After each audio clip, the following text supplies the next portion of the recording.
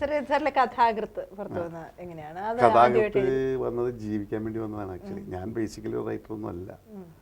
കാരണം അങ്ങനെ ഒരു സങ്കല്പമൊന്നും എൻ്റെ അടുത്ത് ഉണ്ടാവുന്നില്ല. ഞാനിങ്ങനെ ഒരുപാട് പടങ്ങൾ ഞാൻ എഴുതിയിട്ടുണ്ട്. ഒരു ശ്രീസായി പ്രൊഡക്ഷൻസ് എന്ന് പറഞ്ഞ ഒരുപാട് നല്ല ഹിറ്റ് പിക്ചേഴ്സ് ആയിട്ടുള്ള ഒരു ബാനർ ഉണ്ടായിരുന്നു. ആർ ശ്രീനിവാസൻ മരിച്ചുപോയ പുള്ളി. അപ്പോൾ അവിടെ വി പി സാരഥി എന്ന് പറഞ്ഞൊരു അദ്ദേഹത്തിൻ്റെ ഒരു മരുമകൻ എൻ്റെ ഒരു ഫ്രണ്ടായിരുന്നു. ഒരു റൈറ്റർ അവർക്ക് വേണമെന്ന് പറഞ്ഞിട്ട് ഞാൻ ഭരണിക്കാവ് ശിവകുമാർ സാറിനെ ഇൻട്രൊഡ്യൂസ് ചെയ്തു.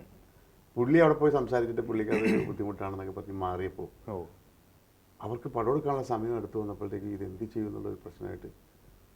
അപ്പോൾ ഞാൻ ഈ ഭരണിക്കാവോട്ട് ഇങ്ങനെ ഡിസ്കസ് ചെയ്യുന്നത് കണ്ടപ്പോൾ ഈ സാരഥിക്ക് എന്നോടൊരു സംശയം തോന്നി. ഇയാളുടെ എഴുതിയാൽ ശരിയാവുമോ എന്ന് പറഞ്ഞിട്ട് ഇയാളൊരു 2 സീൻ എന്നോട് എഴുതാൻ പറഞ്ഞു. അത് ശരി.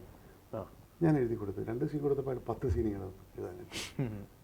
അപ്പോൾ 10 സീൻ ഞാൻ എഴുതി. 10 സീൻ എഴുതി കഴിഞ്ഞപ്പോൾ അതിൻ്റെ ആർ എസ് ശ്രീനിവാസനും എ പി രാജു അത് വായിച്ചതിന് ഉള്ള കുഴപ്പമില്ല, നിങ്ങൾ തന്നെ എഴുതുന്നു. അവൾ ഒരു ദേവാലയം, നസീറും ഷീലയും വിളിച്ചു നസീർ സാർ. ഞാൻ അവസാനം ഒരു സംഭാഷണം ചെയ്തത് ഇങ്ങനെയാണ് ഞാനായത്. ഇങ്ങനെ ആയിപ്പോയതാണത്. അവിടുന്ന് ഒരെണ്ണത്തിന് എനിക്ക് നല്ല എൻകറേജ്മെൻറ്റ് കിട്ടിയപ്പോൾ പിന്നെ ഞാൻ അതിന് വേണ്ടി ശ്രമിക്കാൻ തുടങ്ങി. അങ്ങനെ ഞാൻ അത് അവരുടെ ബാനറിലെല്ലാം തന്നെ ഞാൻ എഴുതിയത്. അവളൊരു ദേവാലയം, രാജു റഹീം, ഇരുമ്പഴികൾ, അടിമച്ചങ്ങല, താളം തെറ്റിയ താരാട്ട് എൻ്റെ തിരക്കഥാ സംഭാഷണം. അത് ആ കാലത്ത് ഏറ്റവും വലിയ ആർട്ടിസ്റ്റുകളൊന്നും തന്നെ ഒന്നും ഇല്ലാതെ രാജ്കുമാർ എന്ന് പറഞ്ഞ ബാലൻ കെ നായരൊക്കെ വെച്ചിട്ട് അതോടുകൂടി ഞാനങ്ങ് വലിയ അറിയപ്പെടുന്ന ആളായിട്ട് പലരും പറഞ്ഞു. എനിക്ക് തോന്നിയില്ല, പലരും പറഞ്ഞപ്പോൾ ഞാൻ ഓട്ടോമാറ്റിക്കിനെ വന്ന്.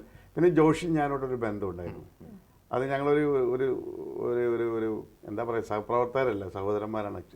ഒരേ പാത്രത്തിൽ ആഹാരം കഴിച്ചു വന്നിട്ടുള്ളതാണ് ജോഷി ഞാനെന്ന് പറയുന്നത്. അപ്പോൾ ജോഷിക്ക് ഒരു കഥ വേണ്ടി വരുമെന്ന് പറഞ്ഞപ്പോൾ ജോഷിയുടെ ഒരു പ്രശ്നങ്ങൾ വന്നപ്പോഴാണ് ഇതിഹാസം എന്ന് പറഞ്ഞൊരു കഥ ഞാനായിട്ട് പറയുന്നത്. അത് വന്ന് ആരംഭം വന്ന് കൊടുങ്കാറ്റ് എന്നൊരു പടം വന്ന്, പിരിയില്ല നാം, സന്ദർഭം, ധന്യ, ധീര എന്ന് പറഞ്ഞ പടം, പിന്നെ ഇണക്കിളി, അങ്ങനെ ഒരുപാട് പടങ്ങൾ, ഉമാനിലയം, അങ്ങനെ ഒരുപാട് പടങ്ങൾ അങ്ങനെ ആദ്യത്തേക്ക് എഴുതി. പക്ഷെ അതെല്ലാം അവിടെ നിന്ന് എൻ്റെ സങ്കല്പത്തിലില്ല അങ്ങനെ ഒരു റൈറ്ററൊന്നും. അതെല്ലാം എൻ്റെ ജീവിതത്തിൽ വന്നിരിക്കുന്ന എല്ലാം തന്നെ യാദൃശ്യമാണ്. അത് ഞാൻ എപ്പോഴും ഞാൻ വളരെ ഈശ്വരവിശ്വാസിയായിട്ടുള്ളൊരു കലാകാരനാണ്, സംശയമൊന്നുമില്ല. ഈ യാദൃശ്ചികത തന്നെയാണോ സംവിധാനത്തിലേക്കും വരാൻ? യാതൊരു സംശയമില്ല, ഒരിക്കലുമില്ല. കാരണം എൻ്റെ അവസാനം ഞാൻ എഴുതിയ പുറത്താൾക്ക് വേണ്ടി എഴുതിയ കഥയാണ് സന്ദർഭം.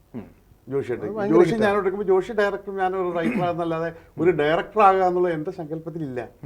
അപ്പോൾ ആ ഇടയ്ക്കാണ് ലാൽ അമേരിക്കയിൽ നിന്നൊരു പടത്തിനുണ്ട്. അമേരിക്കയിൽ പോയി തിരിച്ചു വന്നപ്പോൾ ഈ ആർ എസ് ശ്രീനിവാസ സാർ മരിച്ചുപോയി. അപ്പോൾ അയാളുടെ മക്കളാണ് പിന്നെ പടം എടുക്കാൻ ഉദ്ദേശിച്ചത്. ശിവകുമാർ എന്നുണ്ട്, അല്ല ശിവപ്രസാദും രാമപ്രസാദും. ഞാൻ വരുന്നതിന് മുമ്പേ ശിവപ്രസാദ് എന്നെ തീരുമാനിച്ചു കഴിഞ്ഞു ഡയറക്ടറായിട്ട്. കാരണം എന്താ വെച്ചാൽ ഞാൻ ഈ എഴുതിയിരിക്കുന്ന പടങ്ങളിൽ ആ സമയത്തെല്ലാം ഞാൻ സെറ്റിൽ വളരെയധികം സജീവമായിട്ടുണ്ടായിരുന്നു. അപ്പോൾ അവരെന്നെക്കുറിച്ച് എന്തൊക്കെയോ സങ്കല്പിച്ചു. അങ്ങനെ അവർ സെൻട്രൽ പിക്ചേഴ്സായിട്ട് സംസാരിച്ചിട്ട് ഓക്കെ ചെയ്തിട്ട് എന്നോട് പറയുന്നു. ശരി. അവസാനം ഞാൻ ഇതിൽ നിന്ന് മാറാൻ വേണ്ടി ഒരു ജോത്സ്യരുടെ അടുത്ത് കൊണ്ടുപോയി. ഞാൻ ഇവന് ജോത്സ്യർ പറഞ്ഞ് താൻ ചെയ്യണമെന്ന് പറഞ്ഞു.